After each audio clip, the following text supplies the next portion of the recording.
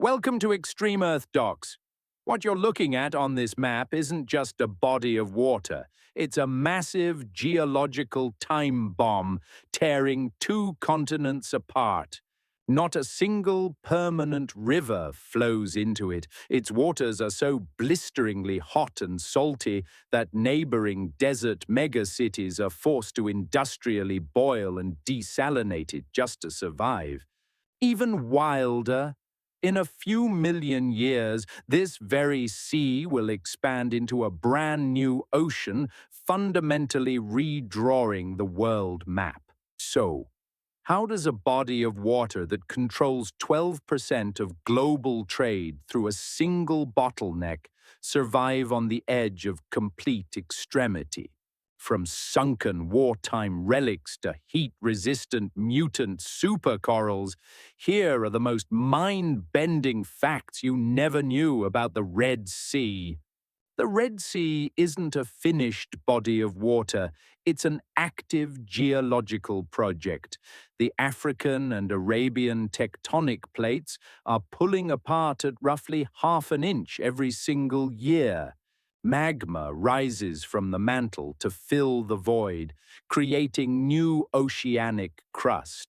Geologists call it an embryonic ocean, one that will eventually tear the continents apart and reshape global weather patterns forever. While surface temperatures easily surpass 30 degrees Celsius under the scorching desert sun, the ocean floor is where things get truly extreme. Unlike the near-freezing depths of most oceans, the Red Sea's deep brine pools reach a blistering 60 degrees Celsius, acting like an underwater furnace powered directly by mantle magma.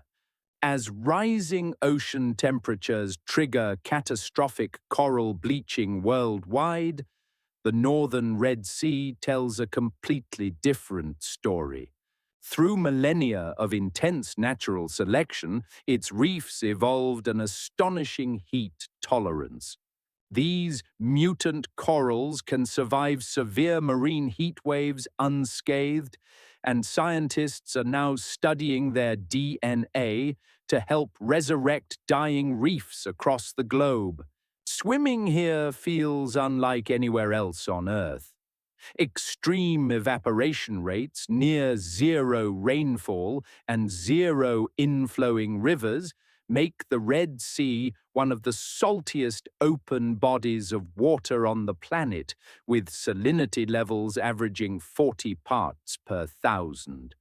The water itself is a stunning, crystal-clear blue. However, seasonal blooms of a microscopic cyanobacterium called Trichodesmium erythraeum turn reddish-brown as they die off, temporarily carpeting the surface in a rust-colored slick that inspired ancient mariners to name it the Red Sea. Over 3,000 years ago, Egyptian pharaohs used this treacherous corridor to launch high-stakes trade expeditions. Around 1470 BCE, Queen Hatshepsut dispatched massive fleets south to the mysterious land of Punt, returning with pure gold, ivory, exotic baboons, and living frankincense trees.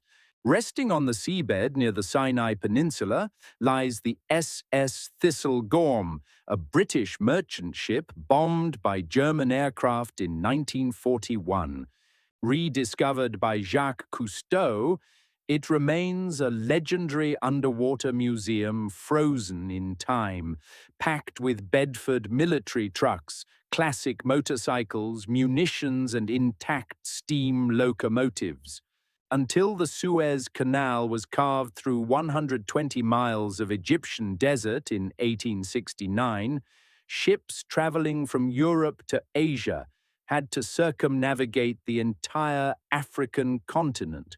The canal shaved over 4,000 miles off the trip, instantly transforming the Red Sea into one of the most critical maritime arteries in human history. Roughly 12% of global seaborne trade squeezes through a southern choke point just 18 miles wide, the Bab-el-Mandeb Strait, or the Gate of Tears.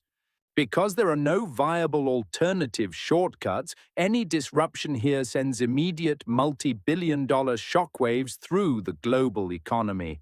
Without the Red Sea, modern desert metropolises like Jeddah and Riyadh could not survive.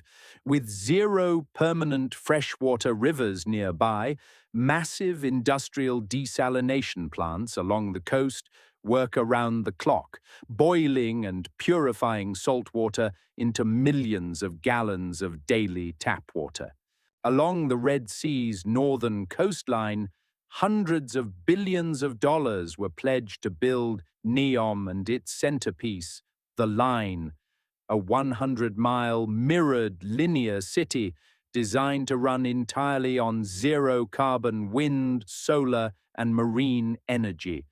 Dividing two continents, preparing to birth an ocean, and anchoring global trade on a razor's edge, the Red Sea is undeniably one of the most extreme frontiers on Earth. Which feature fascinated you the most?